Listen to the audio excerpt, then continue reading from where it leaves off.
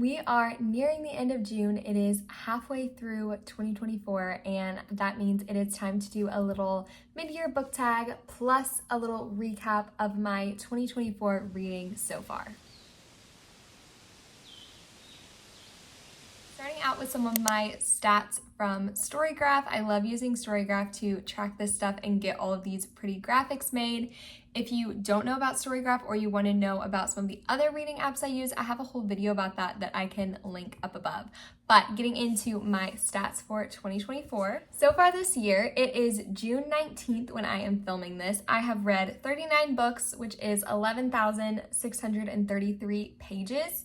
Technically, it's 11,265 pages and 12.17 hours of listening because I did listen to an audiobook. I read 44% print books, 3% audio, and 54% digital. So a pretty good split, I would say, between my Kindle and physical books. And then I think I've only listened to one audiobook like all the way through. So there's that. 5% of the books I read have been 500 plus pages, 64% were 300 to 499, and 31% were less than 300 pages. So I guess I don't read a ton of super long or super short books. I more so read in that middle area, which I feel like is where most books just fall in general. I've read 21% nonfiction and 79% fiction, which I feel like is kind of the split that I'm going for. Like if I read 4 fiction books in a month and 1 nonfiction, that feels good to me. I don't like to fly through nonfiction. I like to take my time and be able to kind of glean information from them and learn. But I also don't want to be reading them so slow that like by the time I finish the book, I don't remember what I read at the beginning of the book. So I feel like this is a pretty good split for me so far. Genre-wise, I've read mostly contemporary romances. There's a couple of sports and historical romances in there. And then also some young adult. I've read a memoir or two. I've read some like health-related books. And then also some like religion, psychology, self-help related books, and a literary fiction. So my genres have been mostly romance, but then the rest are just kind of all over the place with nonfiction and fiction. What I haven't read is like mystery thrillers or fantasy, which I would really like to try to get into some fantasy this fall. Mystery and thrillers, if you've watched my videos, you know, I just don't really do well with those. I don't know if I'm ever gonna be that kind of gal, but I would like to keep trying and try to find at least a few that I enjoy. Okay, for some of my most read authors, I've read 3 or more books by Emily Henry, Catherine Center, and Abby Jimenez, which I feel like are 3 of some of the most popular authors. I just hadn't read any of their books until this year, I don't think, and then I've been just like binging them. But I've read all of Emily Henry's books this year. I just started getting into Abby Jimenez. I've read a few more Catherine Center.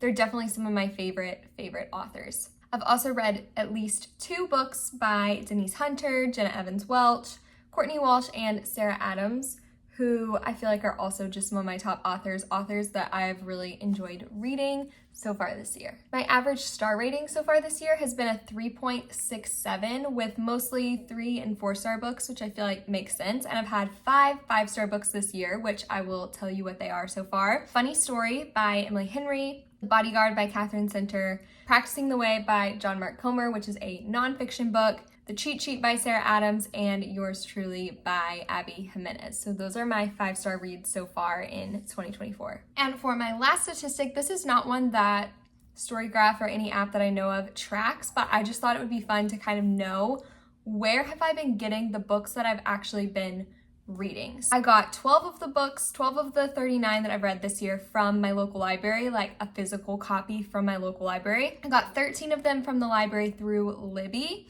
which if you don't know about Libby, again, you can watch that video, but it's essentially partners with your library. It's a borrowing app you can use. So 12 in physical form from my library, 13 on Libby from the library. 4 of the books that I purchased, I read. 1 was from Audible and 9 were from Kindle Unlimited. So again, I just feel like I just think it's fun to track that. Like I did read majority books from my library, which I love. I read a couple that I bought, which I think was mostly new releases. It was The Rule Book by Sarah Adams when it came out, Practicing the Way by John Mark Comer when it came out. Oh, and then I bought a couple others at like a thrift store, which I don't know if I count that as like, I didn't purchase them for full price, but I did purchase them. And then Audible, I had a free trial, so I have been listening to a few on there. And then Kindle Unlimited, I love. I would like to use that more, but I'm getting ahead of myself. We'll get to some goals in a minute, but for now, those are all of my stats for 2024 so far. Getting into the mid-year book tag portion of this video, which I listened to the Bookmark podcast. Sarah and Destiny talked about some of these questions and things in their recent podcast, and then I saw Faith's video where she did a book tag, and so I just thought it would be fun to kind of answer these questions about the books I've read so far this year and just kind of see where I'm at. So starting out with the best book I have read in 2024, and I had to pick two that I've rated super, super high, and that is Funny Story by Emily Henry and The Bodyguard by Catherine Center. I love these two authors. I love these two stories. They're both romances, but they have so much more depth. I loved the settings of these books. I loved the characters in these books and just really connected to them. If you haven't read either of these books, I highly, highly, highly recommend them. The next question is, what's the best sequel you've read so far this year? And I haven't been in a ton of series lately, like especially because I haven't been reading any fantasy or anything like that. I feel like most of the books I've read are standalones or maybe interconnected standalones. So the best sequel I've read this year is Yours Truly by Abby Jimenez, and then also Love and Olives by Jenna Evans Welch. Yours Truly is in a 3-book interconnected standalone with Part of Your World and Just for the Summer by Abby Jimenez, and I absolutely loved Yours Truly. I also rated it super, super highly. I loved the fake dating in this book. I loved the characters, the anxiety representation, the realness of their families and their relationship. I just really loved this book. And then Love and Olives comes after Love and Gelato and Love and Luck in like a YA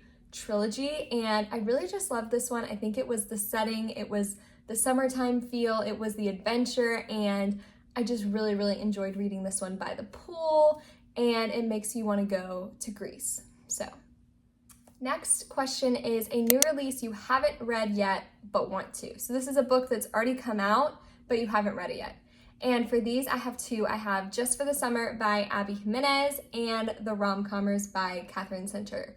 I feel like I'm saying the same authors over and over again, but I'm just really enjoying their writing right now. So Just for the Summer, like I said, comes after Part of Your World and Yours Truly, which I just finished recently, and I'm really excited to read this one in the summertime. It's like up next on my TBR, so I can't wait to start it. And then The Rom-Commers by Catherine Center is her new release that just came out like a couple of weeks ago. As soon as I get my hands on that, I'm going to be reading it as well. Next is, what are some anticipated new releases for the rest of the year? So those are some that have already come out that I want to read, but what are some that haven't come out yet that I'm really excited about? And one is A Novel Love Story by Ashley Poston. And this is a magical realism romance set. I believe the woman is like in her favorite romance novels, like setting, like she gets to go and like live in that small town or whatever. So I'm really, really excited about this one. I love magical realism. I really enjoyed The 7-Year Slip, so I'm excited about that one. The Grandest Game by Jennifer Lynn Barnes, which comes out July 30th, I believe. And I love the Inheritance Games. Those are just such fast-paced, like enthralling books, and I'm really excited to read that new one. And then also The Briar Club by Kate Quinn. I read The Rose Code last year, and it was one of my favorite books. Like, it was so entertaining to me. I really loved the characters and the dynamics. There were 3 women in that book, and this one, I believe her new release is set in the 1950s in DC and is a similar, like, following multiple different women and their friendship and their stories, and I'm just really excited. I feel like historical fiction is something I enjoy and I just haven't read a lot of yet, and I loved, like I said, The Rose Code, so I'm really excited to read this one and see what I think. For the biggest surprise from this year, I feel like this question was kind of hard for me because I typically, if I don't think I'm gonna like a book, or if I think there's something that is gonna be triggering for me in a book, or it's gonna be scary or whatever, like I don't read it. And so normally if I'm reading a book, I have pretty high expectations, but Funny Story by Emily Henry really surprised me because, as I mentioned in my Emily Henry video, which if you want to watch it, I'll link it above, I was afraid that her books would have too much spice, that I just wouldn't enjoy them because of that aspect. And that totally did not end up being true. Like, yes, there is a little bit of spice, but there's also such a good storyline and character development and quotes and so many other things, and the spice is very easy to skip. And so I do think that it surprised me that one of her books was like one of my favorite books of the year.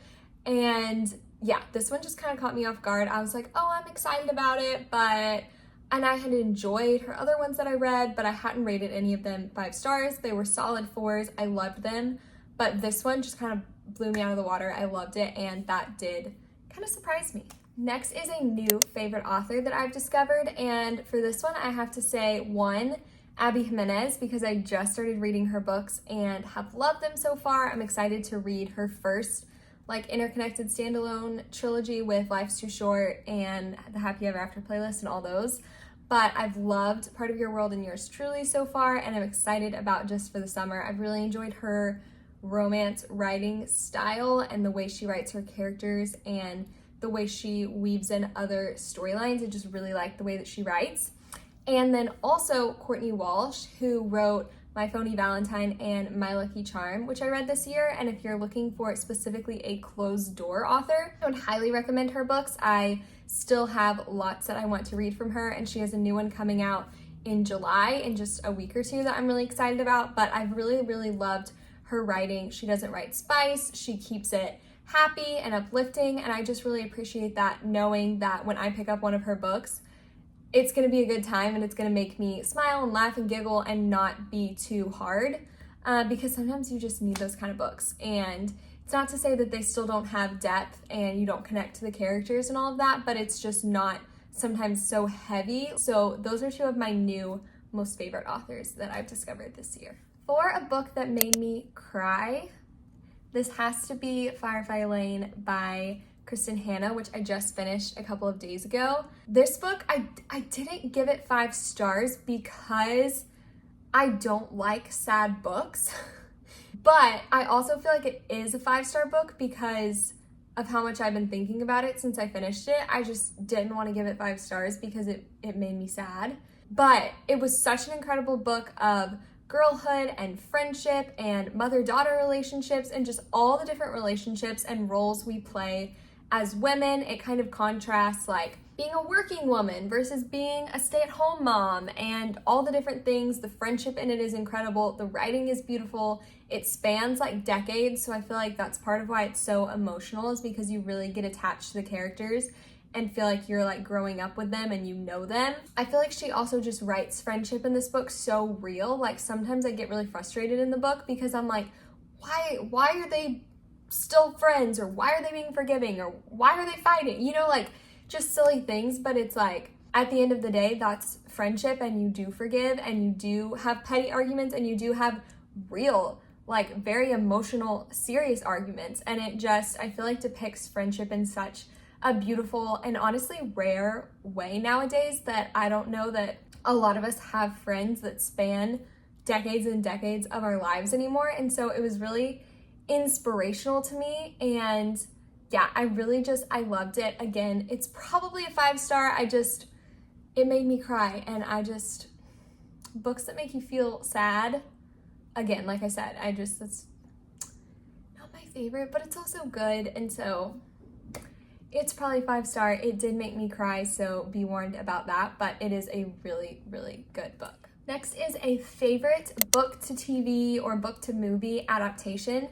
And I was thinking, and I think the only thing I've read that has become a TV show or a movie so far this year is Happiness for Beginners by Catherine Center, which I really enjoyed the book and also loved the movie. So I guess I would have to say this one, but Happiness for Beginners is such a fun book because it all takes place outside and you're hiking, and I don't know, just the little crew that they were with. When you go to summer camp or you do anything where you're with a small group of people and you just bond really quickly, and whatever you're doing is again, just bonding, and you feel you make this little family. That's what I felt this book was. And you just felt you were a part of it and you were traveling with them. And so I really love this book, and I thought the movie was really well done as well. A little different than the book, but still a really fun movie to watch. And so I would have to say this one for book to TV or movie adaptation. Okay, and the kind of last question in this book tag is, what are some books that I feel I have to read by the end of this year? And I'll give you 3 fiction and 3 nonfiction. So for fiction, I really want to read Just for the Summer by Abby Jimenez. That is definitely on my TBR for this summer. Also, The Grandest Game by Jennifer Lynn Barnes, which comes out, like I said, in July. I'm so excited for that one. I have to read that one. And then The Rom-Comers by Catherine Sinter, which again, if I had my hands on it, I would be reading it right now. I just haven't gotten a copy yet. And then for nonfiction, I really want to read The Anxious Generation by Jonathan Haidt. I love any podcast I listen to by him. I feel like I just am so curious and interested. What is social media and technology doing to our brains and our minds? And so I feel like this will be a really interesting and eye-opening read. Talking to Strangers by Malcolm Gladwell, which I've mentioned. Conversation, all of that is something I really want to get better at this year, so I'm excited for this one. And then the third nonfiction book I want to read is Digital Minimalism by Cal Newport, which kind of goes along with The Anxious Generation, just wanting to learn more about technology and how to have a good relationship with it, use it as a tool, steward it well, and not let it control me, but I control it. So those are some books I definitely want to read by the end of 2024. And I thought I would end this video off by looking at my Goodreads goal and just talking about a few of my own personal reading related goals for the remainder of the year. So my Goodreads goal for this year was 55 books and I'm currently at 39. So I'm doing pretty good. I'm honestly impressed. I don't know exactly why I picked 55. I guess I felt like 50 wasn't enough and 60 was too much. I don't know. Some personal reading goals I have. One is to use Kindle Unlimited more. I kind of just forgot about it for a while. I was using it a lot and then I've been using like my actual local library a lot. And so I want to get back to reading on Kindle Unlimited and maybe sharing some more of the finds that I find on there. I also want to continue using my library and trying not to buy too many books. If it's a 5-star book, I'll probably buy it because I'll probably want to reread it at some point and stuff like that. But other than that, I'm really trying to keep my bookshelf minimal and use the library and Libby and Kindle Unlimited and things like that whenever I can. And then my last goal is just to allow myself to DNF and reread more. Which I know those are like two separate things, but I think just not always feeling pressure to be reading to learn more or reading to find new books or anything, but just reading for enjoyment. And so if I'm not enjoying a book, again, allowing myself to not have to finish it. And if I do love a book, it's okay to reread it. And sometimes I feel like, oh, I should read a new book, or there's so many other books out there that I will probably enjoy. But I also know that I'll enjoy, a book that I want to reread that I gave 5 stars. So just allowing myself to do those things more. And that is it for my mid-year book tag and reading check-in. If you want to do this book tag yourself, go ahead and tag me in it, or if you want to answer the questions in the comments, I would love to see your guys' answers. But again, thank you so much for watching, and I will see you next time. Take care, friends.